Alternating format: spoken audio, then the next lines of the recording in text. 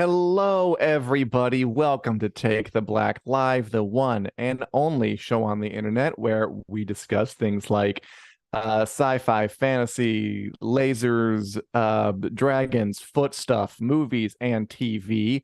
I am Dan Selcke, the editor of WintersComing.net, back from my triumphant foray into the American justice system, and I'm here with Daniel Roman, my co-editor over on WiC. Daniel, how did you get on without me last week? It was mayhem. It was mayhem, but Thank we God. we managed it. Natalie's out there in the comments. She was here holding it down, making sure I didn't embarrass us too much. But no, it went fun. It went fun. It went fine. It's already going badly. Don't worry, everybody. I'm back. Things are going to be okay. Things are fine. You don't have to worry anymore. But no, yeah, obviously, I got to go. Thank you for covering it. That was nice. I don't take a lot of things off, so it was nice to it was weird to not do it on Wednesday. I was like, what am I going to do instead? I just kind of looked at my computer and just talked about his materials for 30 minutes just to have something to do, because I didn't actually end up going to jury duty. I didn't have to. You call beforehand and they tell you, do you have to come in or not? And they said no, and I'm like, well, guess I have a day off then. Fun. Hey, that's nice. After the House of the Dragon rush, you deserve it, Dan. I'm glad you chilled. Yeah, I'm a little upset. I would have liked to have found somebody guilty. I would like that power trip, but another time. It'll happen again. And thanks to everybody here. Sorry, go ahead.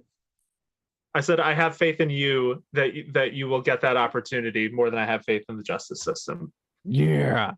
And if you don't want to wait for the justice system to find folk guilty, you go find them guilty on your own, and you just take what that means and run with it.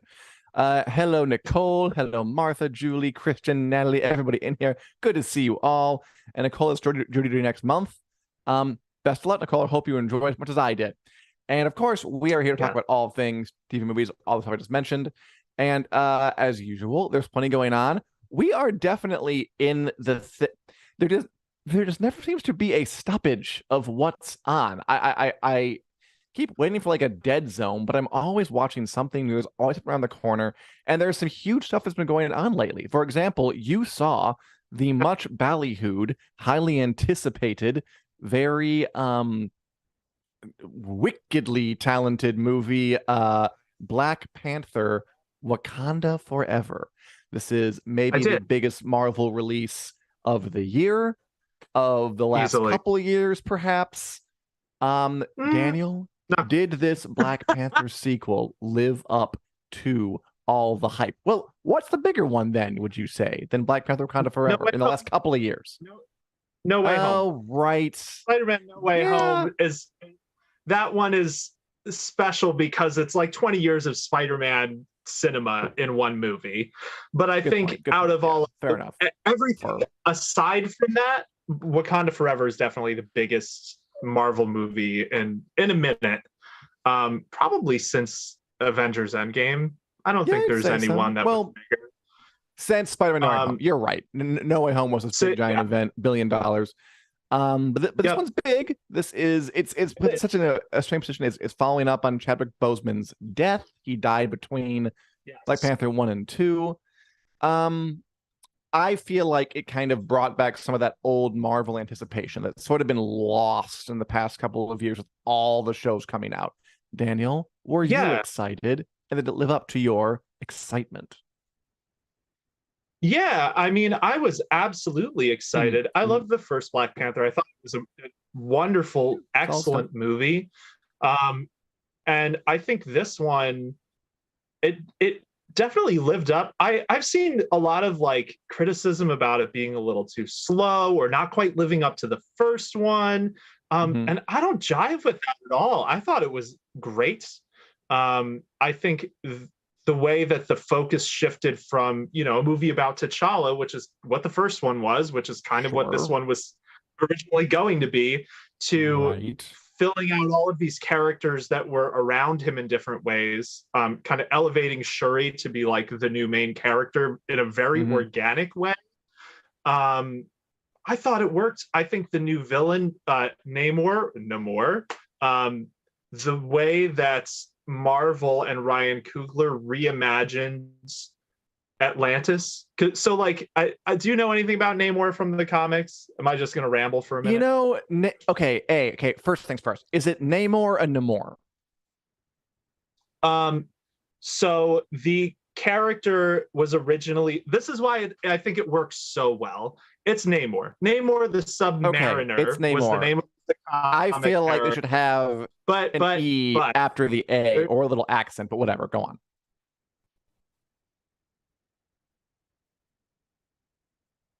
Continue. Namor. All about Namor. Namor, just about the base. Daniel, you frozen? Oh, don't tell me. So it was Namor. I'm here. I'm here, man. Okay. Can you hear me? Yes, I can. Okay. So in the comics, Namor lived in Atlantis. It was their version of just an underwater city. What Black Panther did that I think works incredibly well was they reimagined it as like a Mayan civilization, basically, or Mesoamerican civilization. So they do say Namor in the movie. That was what I was going to get around to, was that in terms of where the name came from, they gave it a different meaning of he's this person without love because of the tragedies that have happened to him. So no more.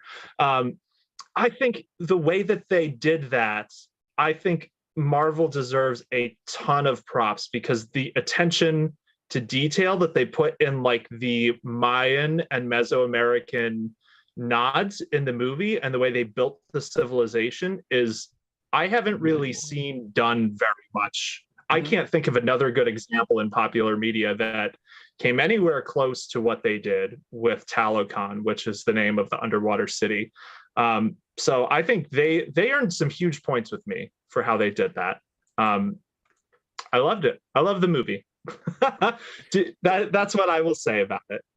Nice. Oh no, I mean, I have some follow-up questions. Okay, not to belittle everything that you just said about the civilization.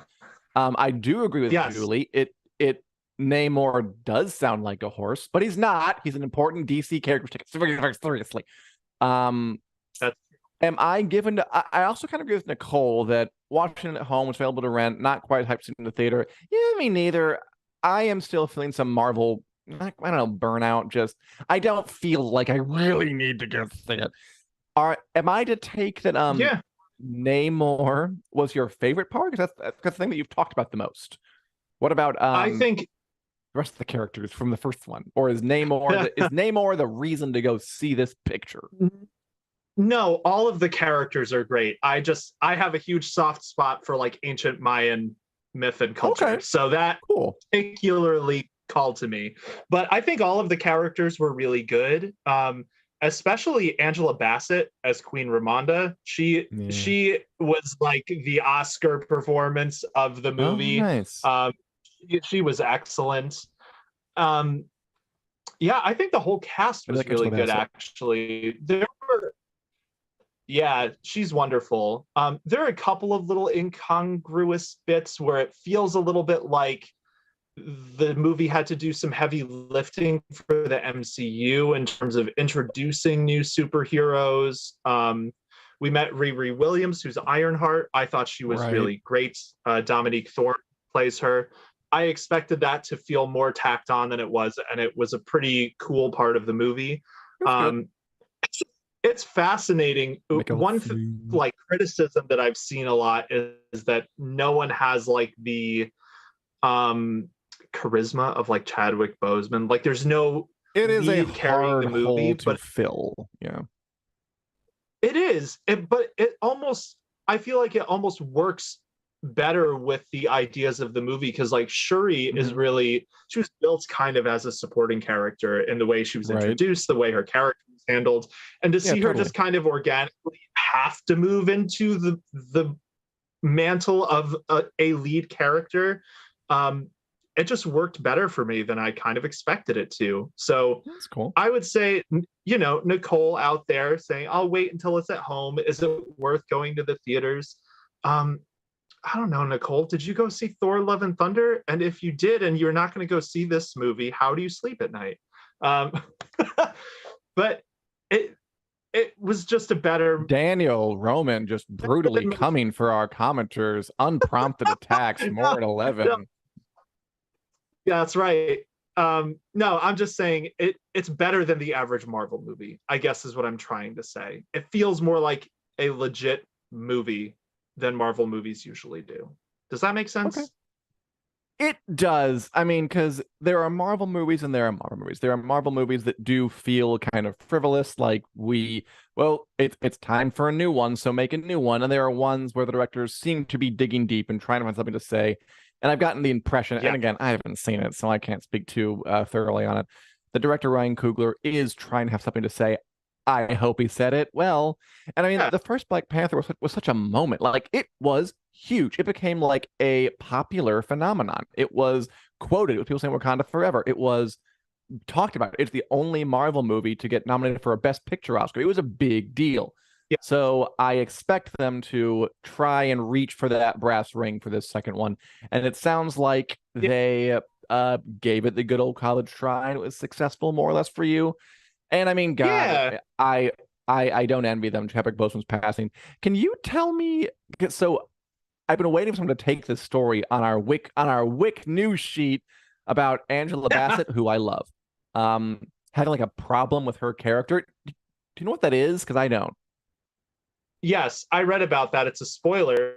Do we want to talk about the spoiler? I'm okay to. I think we can do it this one time. I'm just curious. Just like, thread the needle and just talk about the nature of what she had a problem with. Because if Angela has a problem, everybody has a problem, including me. Okay. So if you don't want spoilers for Wakanda Forever, maybe close your ears for a minute.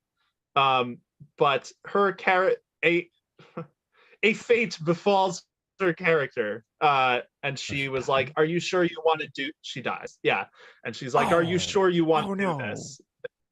That was the thing she was not okay with, was, "Are you sure this is a good choice to kill off my character and mean I won't get paychecks anymore?" She'll be fine. Okay, I can't believe you spoiled that. God damn, you just gave in to my temptation, just took it. I know when you did it. I know. Henrique says boo. Okay. I agree, and it's a boo. Yeah.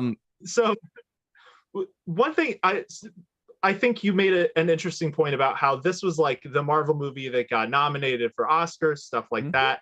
I do think if any other one is going to, it's going to be this one, because usually with Marvel movies, like the way they do villains, it's like, the villain has some personal stake in stopping the hero or this or that. Sure. The way that the villains worked in Wakanda Forever, kind of like the first Black Panther, was just much more thoughtful. It had to do with colonialism and these basically two empires trying to avoid being put in the public spotlight. So it was fascinating to me that it was just a much, much smarter take on, like, not even really a villain, but just clashing forces that you wish didn't have to fight, but are fighting basically because they don't want the world at large to try to steal their resources. It does sound good. I think. Yeah, I mean, Killmonger, definitely one of the better Marvel villains, just because he actually had motivation. He actually brought up themes. That movie had themes, is what it had. I was trying to have themes, except like love is nice and family is good. It had some like complicated stuff going on. I'm glad you enjoyed it. Yeah. Sorry for the spoilers, everyone. Natalie's real mad. JK. Can't believe it. And as Mark says, they didn't always dead in movies. Yeah, especially in Marvel movies. So who knows if Angela Bassett would come back? I always thought that was the way they tided her over. That was how they reassured her, was exactly what Martha said. This is Marvel. That's what the article that's on the WiC news sheet. That's what it says. Yeah. I always thought that Angela Bassett would make a great Storm, but it might be a little too late now. She might be a little too old, but I don't know. Yeah. Like back when they were casting it back in the day, I was like, "Ooh, they should cast what's love got to do with it." Like, she was really, really good. But and I still say do it. But we'll that'll be another podcast. Yeah. Anything else you want to say, Daniel, or anybody out there about Black Panther Wakanda Forever, aka Black Panther 2, aka the latest Marvel blockbuster to hit the world? Um, the only other things I'll say is one, if you're gonna bring it, if you're gonna go see it, bring So some good. tissues. It's Ooh, definitely a tear fest. I was tearing up right as the movie started, and then more by the end. So go in aware that you will be emotionally devastated, possibly. Um, the other thing that I just wanted to hit on a little bit. So this is the end of Marvel's Phase 4. And it feels a little bit like the phases mean it's not less Phase now than they 5? used to.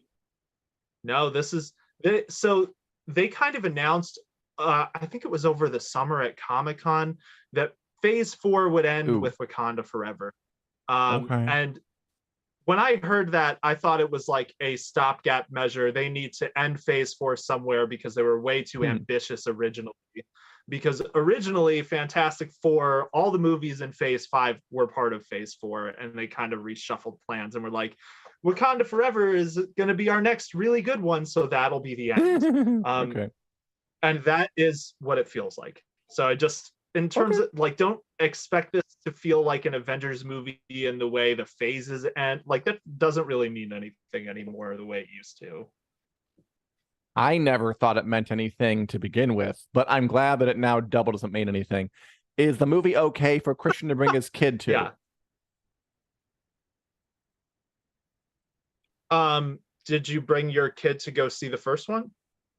I mean, I guess your kid would have been younger then. Well, yeah. Is it Yes, appropriate for it's children?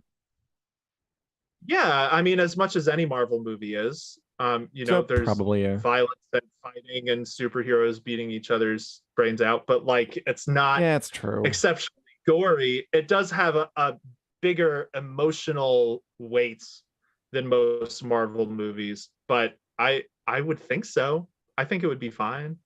Yeah, I mean, you're right. Like If you all Marvel things, nothing's gonna go too hardcore. That's just not what Marvel is about. They're about keeping it accessible to all people, from the yes. young to the old, kids of all ages, for all ages. He's seen Doctor Strange too. Oh, okay. Doctor Strange 2 was kind of intense. Okay, Daniel, is Black Panther 2 more or less offensive than Doctor Strange 2? Um, it's less. I mean, Doctor Strange 2 is a horror movie. It's I Marvel's guess, yeah. horror movie, basically. And this is not that. It's like a cultural political thriller type movie is kind of Which like the kids way the love. plot works. Yeah, yeah.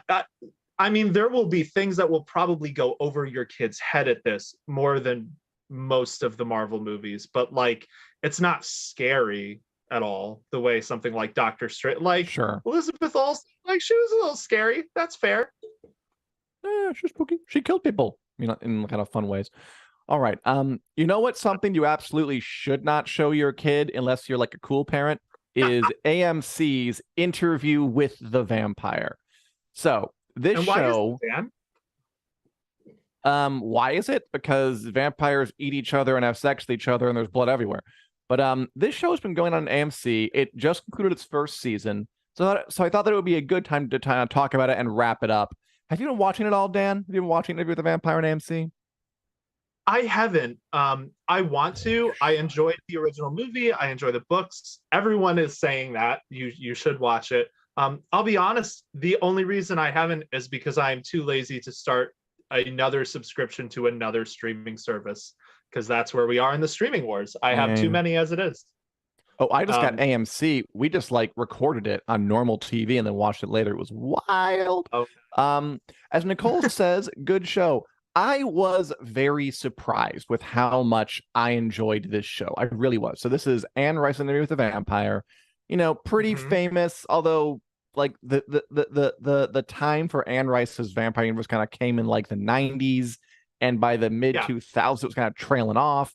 You had the Tom Cruise and Brad Pitt movie. You had I think like Stuart Aaliyah's Townsend. final role only. I don't know. Aaliyah's role as Queen of the Damned She in like died. the early She 2000s. died while Sorry? they were filming it. She She died while they did? were filming it. They CGI'd part of her for like the last few shots of the movie I didn't know because she that. had passed away. Yeah. Okay. Great soundtrack. Absolutely. And I mean, kind of bad but fun movie, campy. Yes. And then we just haven't heard from the Anne Rice universe in a while. And I just assumed that bringing it back now in the year of our Lord 2022 sounded like a cash grab. Sounded like what more can you really do with it? It ends up quite a lot. This show, 7 episodes long. See, that's why you shouldn't take your kids to it, unless you want them to see that. Which again, if you're cool, you would. It's the story we know. It's Louis and Lestat, these two sort of tortured, melancholy, bringing it back to like the melancholy vampire stuff in this extremely, and that is Jacob Anderson, by the way. That's Grey Worm from Game of Thrones in the lead role of Louis. I can't say his last name. It's like a bunch of little words I'll put together. Right? And they're vampires, and Lestat is like this abusive Lothario who is much older, much wiser, very violent, loves to kill things, loves to eat people. And they kind of form a little vampire family with their vampire daughter, Claudia, played by Bailey Bass. And the short version is it really worked.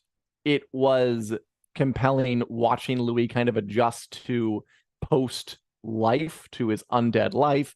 He doesn't want to, vampires drink people to live, but he doesn't want to do that because he feels bad about it. So he drinks rats, and Lestat is much more, let's just kill them all. They're fine. They're not going to, no one's going to miss them. That was really compelling. They added in these, at first when I heard they were going to move the time period from like the 1700s to the 1900s, I thought that sounded like a terrible idea. They do a lot with like the culture of early 20th century New Orleans. Louis places a black man in that culture and how he's kind of like trying to succeed, but he's only allowed to succeed so much, and how the people in the city start to just kind of treat this weird vampire family oddly over the years as they don't age. And also it's two men living together with a young girl who they're apparently raising. They really do a lot getting into bits that the book didn't, or at least the old movie didn't have time to get into, and it didn't feel like time wasted. There's great stuff in the present with the actual, it always cuts back to the interview in modern times, and the interviewer is great. He's an older kind of cynical guy, and he's like calling out inconsistencies. There's a whole unreliable narrator angle to it. Some things may not have happened the way we see them. There was just a lot of meat on this show, and great performers, great performances, a good ramp up, a great climax. I just really, really liked it. And certainly it benefited from me thinking it would kind of be crap and then it not being crap. I feel like that is going to reveal itself as one of the names of the game this year. The things that had less expectations on them are gonna, some of them are really rising up to the top. And it sounds like Interview with the Vampire is one of those. Andor's another one, which we're going to talk about a little later, where the expectations were super low and it ended up being great. I mean, so then there are other ones that, oh, sorry, go ahead. Yes, ask me anything. With my Reddit. Yeah, let me ask you. So you've seen the Tom Cruise movie, it sounds like. Yeah. How does this compare to it? Do you feel like this is a truer take on Anne Rice's book? Do you feel like it's just very different? I'm curious, especially knowing how they stretched things out, or maybe just did more from the book, because obviously this is 7 hours-ish. Yes. And they are telling half of the story, right? They're basically cutting it off at the midpoint. More or less, yeah. It did. So, okay, I have not read the original book. I've read a couple of Anne Rice books, but I didn't read that one. So I can't speak to that. It doesn't feel, again, like the danger is, by the way, Christian's son is 5, or child is 5. 5 does seem like a little young, but I don't know. You answer that later, Daniel. 5 years old for Wakanda Forever. I don't think about it. The trick to this kind of thing is you don't want it to feel, you don't want people asking like, why can't we just watch the movie? So you don't want it too similar, but you also don't want folks saying like this isn't an interview with a vampire. You've changed it so much it's needless. The show strikes a great balance. At no point did it feel stretched out. I will definitely say that, because there are some good things to tease out here. Like, the first episode is just Louis living his sort of melancholic, sad, alive life and accepting the dark gift from this weird, violent, horny Frenchman. And then we have, him learning how to live like this. And that's interesting. And, at first he like tries to keep up with his family, but his family gets progressively more creeped out by him over the years as he like can't visit them during the day. And, he's weirdly strong now. And so that's interesting by itself. And then you bring in Claudia, who kind of soups things up more, and she brings in a whole new aspect to it. The one thing I didn't like about the show, the one place I thought that it stumbled a bit, was Claudia, who is like this young girl vampire who they make about partway through to like kind of be their daughter. The actress Bailey Bass is good. The early like right after she turned into a vampire and she's playing like little kid, I wasn't really convinced by that. Like, she's this like 20-year-old girl going like, oh wow, can't believe all this is so amazing. I'm not really buying this. But as the plot went on and she like grew older and more wise, then the actress hit her stride. But that part didn't really agree with me. But most other than that, it all worked. And then the climax is that the dysfunctional family kind of gets very dysfunctional, and something has to be done about that stat. And that's kind of the final bit. So it did not feel stretched at all. It felt like everything was working, and it was different enough that it's worth watching, but not so different that you can't identify it. It was perfect. It was. Oh, and of course, all the modern day stuff really adds quite a lot to it. I really like the modern day sections with the interviewer, Daniel Malloy, who's played by a guy that you will definitely look at and see like, oh, it's that guy. He's been in stuff, but I don't remember his name because that's just his fate. He's one of those actors, Yeah.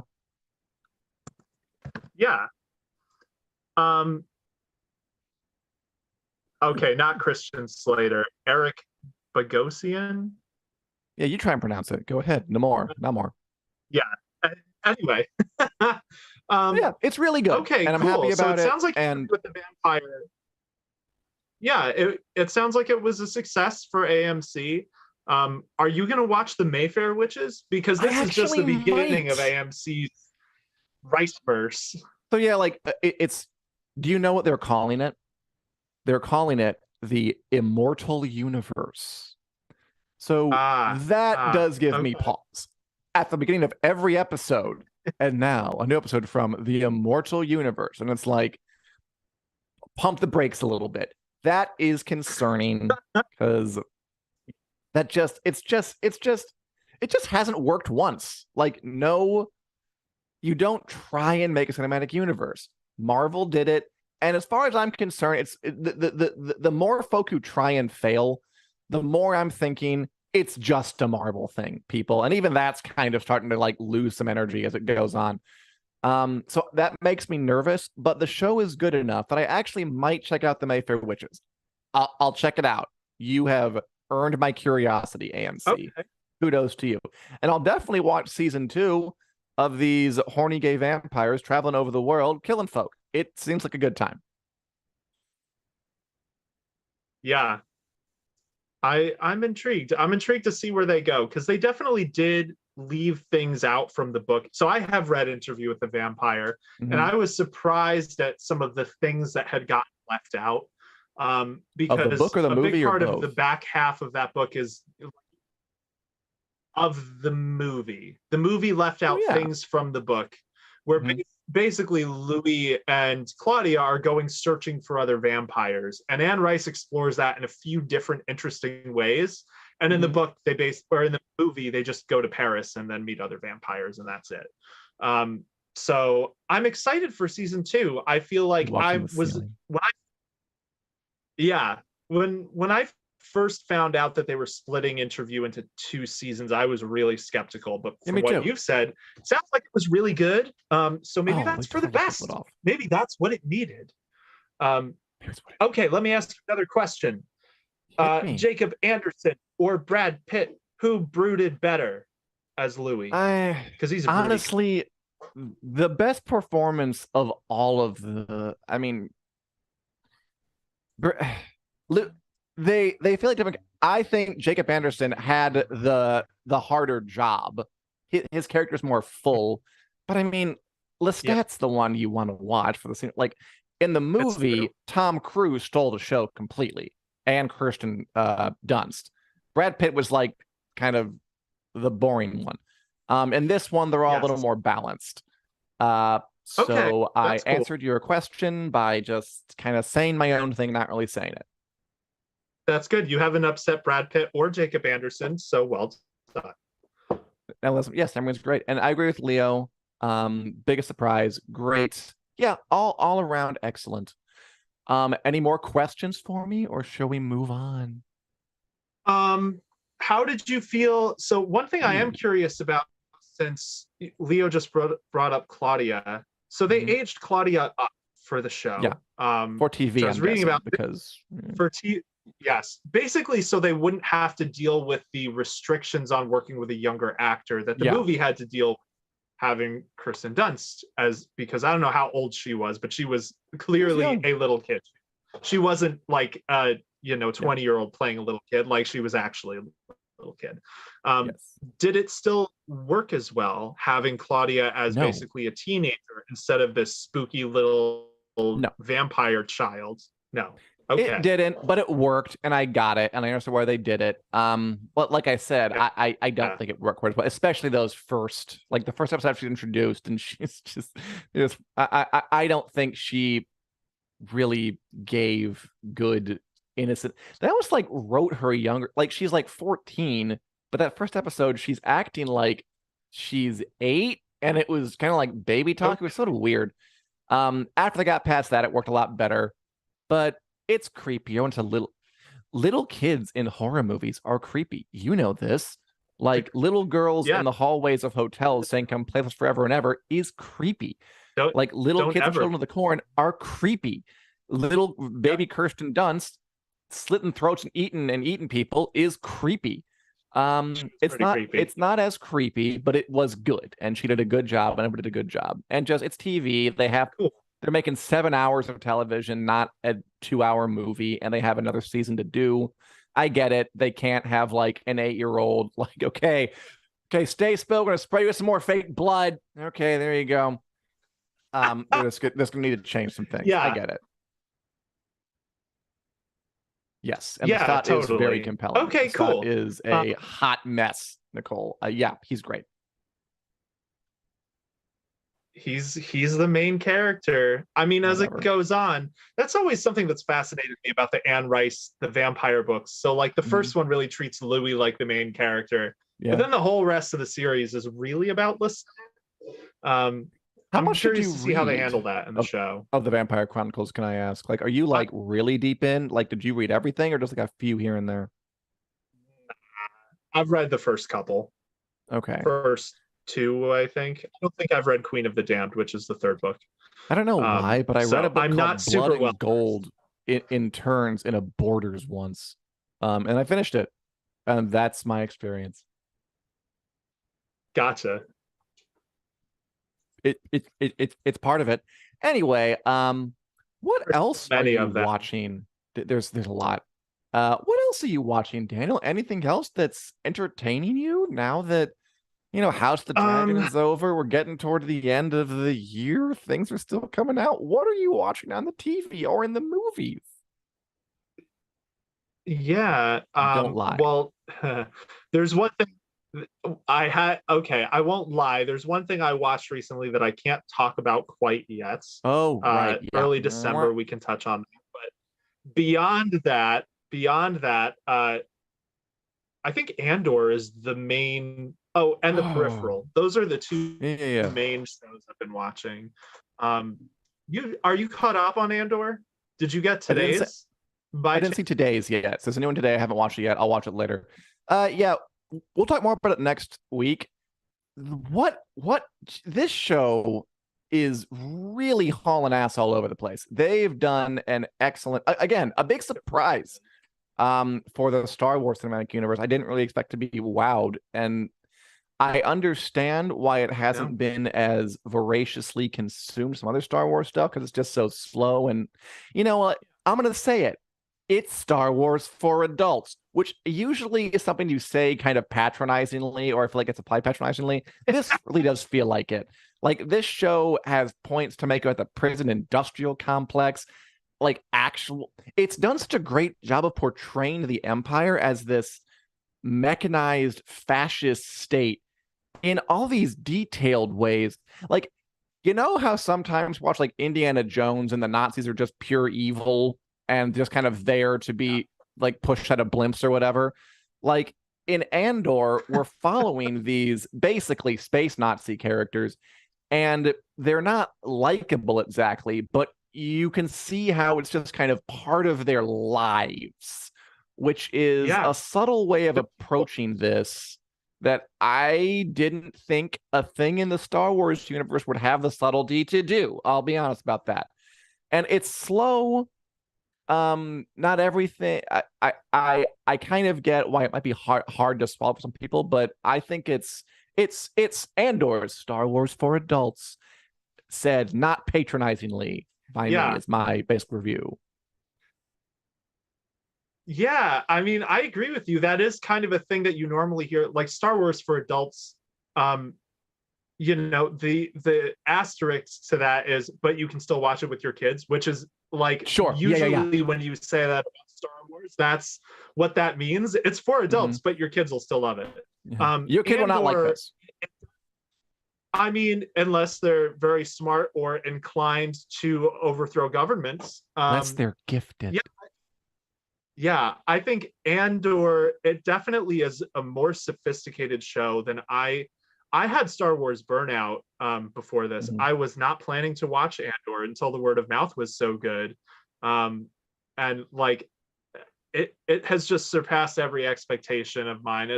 I look forward to it more than, you know, I almost want to say more than anything else I'm watching, but the Peripheral is also very good. That Peripheral thing.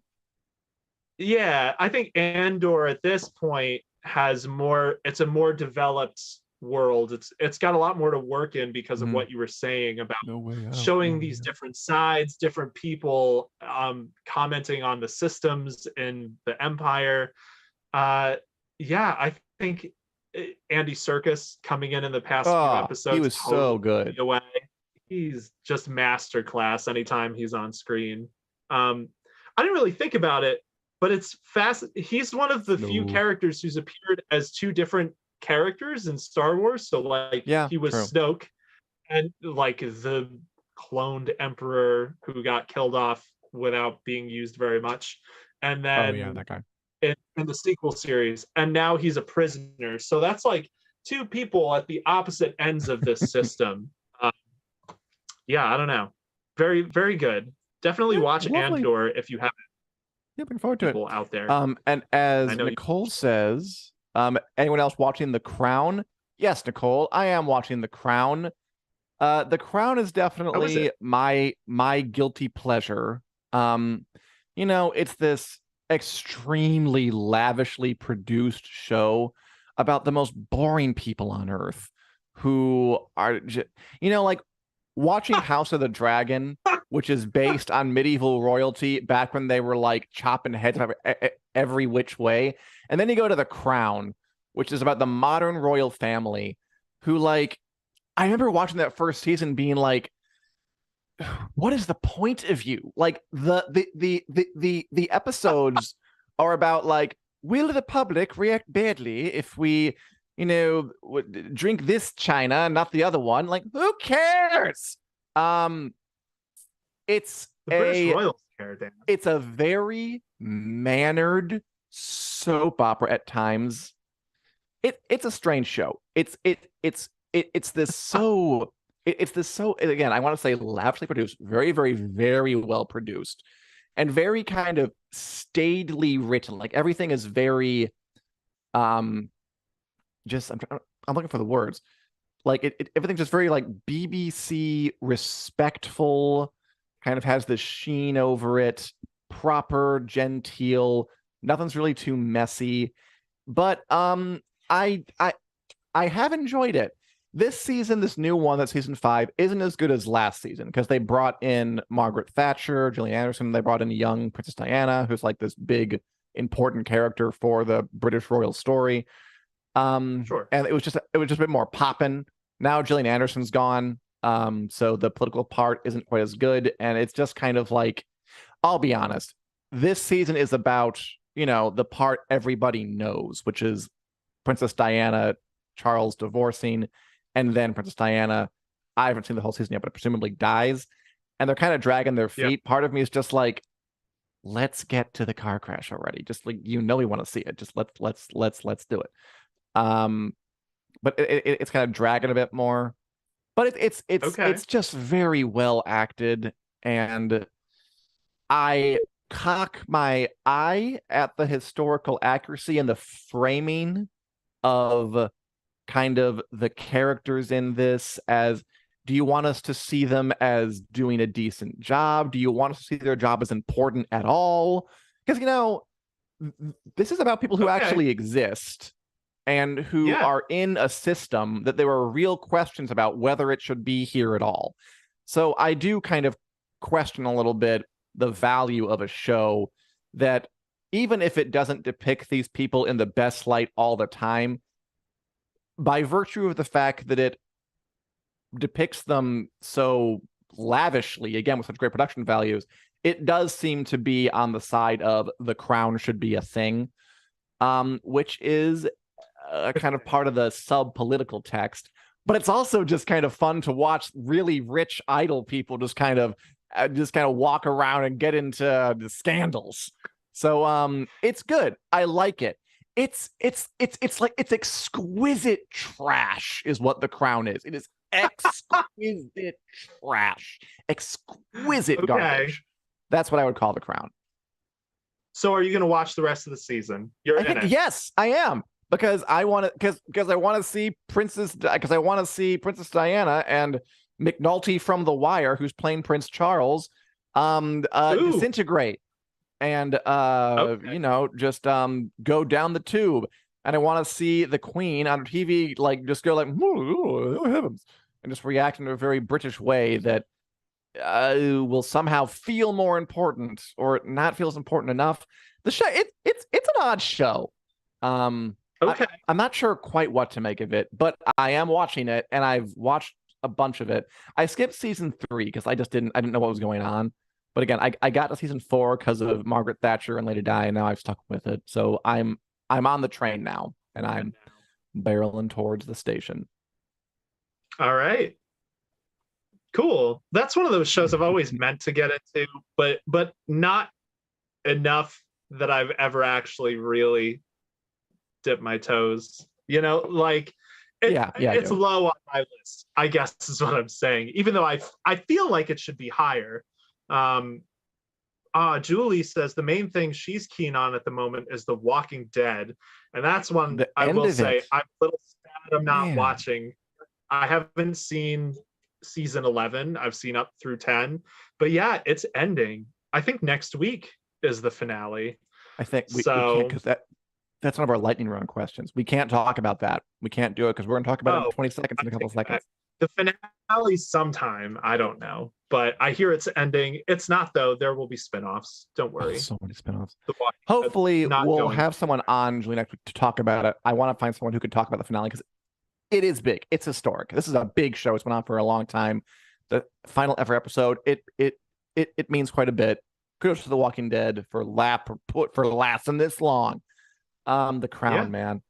Anything else? Anybody out there? Oh yeah, Yellowstone is back, which I still have not watched. I never watched Yellowstone. How about you, Daniel? Have you watched Yellowstone? Because that's like the big show right now.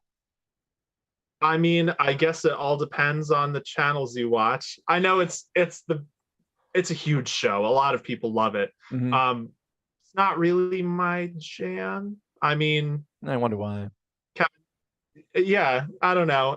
I haven't. It doesn't appeal to me. I'm sorry, but maybe never.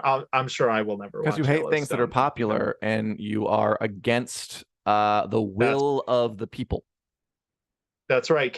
I've been watching Andor. I'm here for the counterculture. Thank you. Okay. Maybe we'll try. You know what, Christian? I would totally watch that Weird Al movie if it was in a theater. The fact that it's on like Roku, the streaming service or whatever, offends me because I think that looks pretty funny. I fully would have seen that if it was in theaters by this point. I would have watched it on Same. Netflix, whatever. But no, I'm not going to go get Roku Plus or whatever it is. I hope it comes out somewhere else because I would like to see it. I did see Tar. Yeah. I talked about that already, didn't I? I Oh, forget. no, you didn't. How was it? It was good. It's like, what if Kate Blanchett played a conductor who got into a Harvey Weinstein-esque scandal? It was good. It was nice. It was effective drama. Kind of I think went off a bit off the rails in the third act, but she's great. Look out, Oscars 2023, because Kate Blanchett's going to be nominated for a thing for Tar. Lydia Tar. Hashtag stand with Lydia. It's a free app. Ooh, okay. Maybe I will get it. We'll see. Go and watch that. I assume it was like a pay thing. Okay. Movie, probably. I wanted to see because it looked funny. It looked interesting. Like, like it does. Weird Al's all about parody and stuff. So, okay, a biopic that parodies biopics. That sounds fun, right? God knows they need it. It's true. But yeah, I guess that's pretty much all. That's pretty much all that's been watched. I mentioned The Peripheral before. I'll give it the last plug. If you want Matrix-y sci-fi, if you're sad that Westworld got canceled, I know there are a few about you out there, perhaps consider The Peripheral because it's been pretty good. And the last episode had an action scene that, in my opinion, is a textbook example of how to do good action scenes. Edge of my seat the whole time, perfectly executed. If only the Peripheral people would have stuck with Westworld and not divided their attention, maybe that show wouldn't be canceled. I mean, if they're capable of making a show this good, why didn't they just keep making the good show they had? They're the producers on this show. They're not the ones writing this show. That's kind of one of the things that the marketing makes confusing. It's like, from the creators of Westworld, The Peripheral, and it's like, that's kind of the case. Like, they're producing the show, but it's a different person who is like the showrunner of The Peripheral. Nicole asks, have you guys watched 1899? Will you guys I haven't. It? Probably not, Nicole. Will you? Just because at least like on this show, it's kind of not quite our beat, like fantasy sci-fi stuff. The Crown got grandfathered in slightly because it's about royal people, which is sort of like Game of Thrones House and the Dragon. I doubt it, but I guess if there's a mass, if there's a mass, maybe we will. Natalie watched it too. We'll think about it. I don't know. We'll try it. Let's go. Yeah, Natalie's talked it up a lot, so maybe at some point. There's a period drama. Okay, 99 with Helen Mirren's in it, or who's in it? Who famous people is in it? Whatever, I'll figure it out. Should we go to the final segment? Should we go to the WiC News Lightning Round? Yeah, I think we should before things before things get weird. Let's go to the lightning round.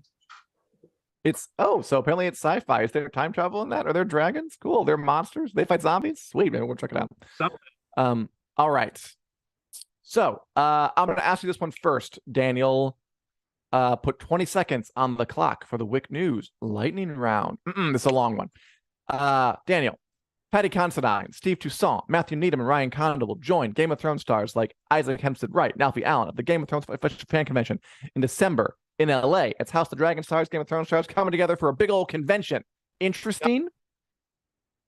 Yes, I feel tired. I feel tired from that announcement. Yes, so a bunch of House of the Dragon stars are going to the official Game of Thrones fan convention in December in LA. If you are planning on going, that makes it even more exciting. If you weren't planning on going, it probably doesn't change whether you will or not. It's nice to see the overlap, though, between the two shows at a full convention. I'm trying to get them to give us press passes and free airline tickets and free hotels. We'll see if they do anything. To that convention. It'll be fun. Let me know. I certainly will. Well, will they give us tickets, or will our hopes be as dead as this next thing? So Margot Robbie was slated to star in a female-led Pirates of the Caribbean movie it is now officially dead. We're calling time of death. Margot Robbie says it's not happening. How Yeah. heartbroken are you?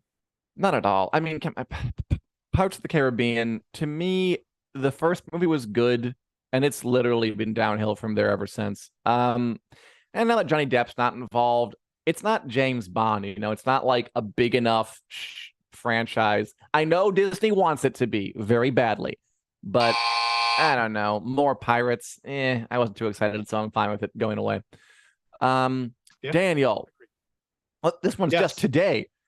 Stranger Things breakout star Joseph Quinn, who played the super senior rocker Eddie Munson, joins Lupita Nyong'o in an upcoming Quiet Place spinoff. I think like A Quiet Place, The First Day, I want to say it's called. First Few, A like quieter, too quiet, too place. That's the one. So that's really cool. I haven't seen the original Quiet Place movies with John Krasinski and Emily Blunt. I'd really like to. They look great. So a spinoff with Joseph Quinn and Lupita Nyong'o sounds pretty awesome to me. And that, yeah, you're right. That news broke like a couple of hours ago. So I hope that pans out. I'd go watch it. Cool. Speaking of things that one of us would probably watch if it happens, apparently Netflix wants Greta Gerwig to direct Chronicles of Narnia movies based on the books by C.S. Lewis. Thoughts on this? Which one of us would watch that? I don't know. One of us would have to. Oh, gotcha. Yeah, so Netflix bought the rights to Narnia a while back, and they did nothing. And now they're apparently trying to go forward. Greta Gerwig, Little Women was great. Lady Bird was great. The Barbie movie is supposed to be really interesting. A cool choice. Does Narnia still have gas in the tank? I'm not sure. We'll see. Interview with the Vampire did, so hope for the best. Yeah. All right. Speaking of Andor, Daniel Roman. The first 2 episodes of Star Wars Andor will be released on ABC, FX, Freeform, and Hulu. It won't just be on Disney Plus. Interesting. Yeah, Disney is trying to make Thanksgiving week in the US the week of Andor because it's hitting all those different stations on different nights, different streaming on Hulu for like 2 weeks. I think this is to try to get more people to watch it because Andor, for as amazing as it is drawing way less ratings than any of the other Star Wars shows. I hope it gets some eyeballs. Yeah, me too. All right, Dan. Yes. So the nerds at Saturday Night Live. They did a House of the Dragon sketch this past weekend with Dave Chappelle. Have you seen it? And was it funny? I watched the sketch. Yeah, it was cute. I mean, mainly what impressed me was how detailed and accurate it was. Like they got the names right. They got like the lighting right. The Dragonstone set looked good. The wigs looked about accurate. Like honestly, I was just sort of impressed. Like, someone on the SNL writing staff loves Game of Thrones because they get everything correct. That's about it. It was cute. Okay, Daniel. Warner Bros. Discovery apparently wanted to make movies based on Harry Potter and the Cursed Child, the famous, controversial follow-up to Harry Potter where they're all older. And it would have like starred, the old cast, but grown up. But J.K. Rowling and some Broadway types said no. Yeah. I hate that the Cursed Child even exists. Obviously Warner Brothers wanted to make movies out of it. It's the 8th Harry Potter. Obviously. It's not really, it's a play set years later, blah blah blah, and basically Rowling and the people who wrote the script for the play decided that probably hurt our new play, let's not make movies. But now they want to again, so who knows? All bets off. Past. You'll see what happens. That I like to interrogate your dislike of it sometime, but that'll be later. Hit me with the final one. Yeah. Okay. So after 11 seasons and 12 years on the air, the series finale of The Walking Dead airs this Sunday. It's called Rest in Peace. The Walking Dead. I mean, look, I have been an intermittent fan, fair weather fan a bit. I haven't watched the recent season, but I respect the show for being around this long. It was part of that kind of around Game of Thrones wave of these big, splashy, more expensive genre shows. And I'm not sure if it really held up. It was a bargain all the time, but impressive, good for it. Vaya con Dios, The Walking Dead. Hello to all the spinoffs. And Daniel, that's our show. Everybody, thanks for watching. We're here every single Wednesday on the Winners Coming YouTube page and the Winners Coming Facebook page. Please like, follow, subscribe, ring that bell, and you'll be able to see us every single week given our wonderful opinions. We're also available in podcast form wherever podcasts are available, be it Google Play, iTunes, or elsewhere. That's the way the news crumbles. See you next week. Bye.